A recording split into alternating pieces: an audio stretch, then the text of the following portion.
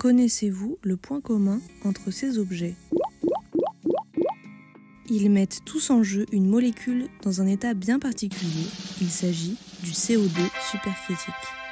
Le CO2 supercritique, c'est un état entre un liquide et un gaz. C'est donc du CO2 sous haute pression et haute température.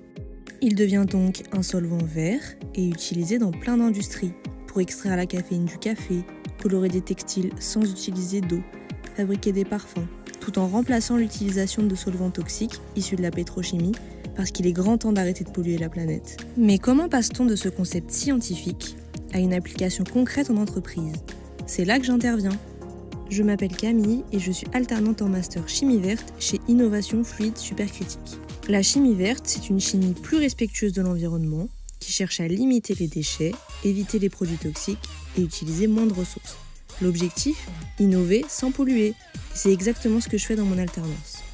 Mon travail d'alternante, c'est de faire de la recherche et développement afin de développer des procédés utilisant le CO2 supercritique ou améliorer ceux qui existent déjà. Concrètement, voici mon quotidien. À la suite d'une demande client, mon travail commence d'abord au bureau pour consulter la littérature scientifique sur le sujet. Différents paramètres vont être testés pour voir comment le CO2 va réagir avec la matière. Les matières testées peuvent être une plante pour de l'extraction ou des morceaux de plastique pour de la décontamination. Une fois les conditions opératoires déterminées, je prépare l'essai au laboratoire.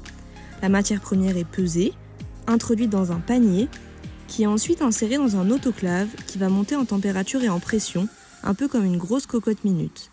C'est ce pilote qui nous permet de faire l'extraction en CO2 supercritique. Une fois l'essai lancé, on surveille attentivement tous les paramètres déterminants. La température, la pression, le débit de CO2 entrant, chaque détail compte. Des prélèvements sont faits régulièrement afin de suivre l'essai en cours. Ensuite, je récupère et j'analyse les résultats obtenus. Grâce à ça, il est possible d'estimer quels sont les paramètres les plus impactants et quelles améliorations peuvent être faites pour améliorer le procédé. Enfin, je présente mes conclusions à l'équipe, puis aux clients lors de réunions. Cela permet de leur expliquer les résultats et leur proposer d'autres solutions afin d'obtenir un procédé répondant le mieux à leurs attentes. Tout ça pourquoi ? Pour créer des procédés industriels plus efficaces et plus respectueux de l'environnement. Après 2 ans d'alternance, je termine mes études avec plus d'autonomie et plus de confiance. Et surtout, avec un métier qui me plaît et qui a du sens. Et je suis fière de contribuer à mon échelle à la transition vers une chimie plus verte.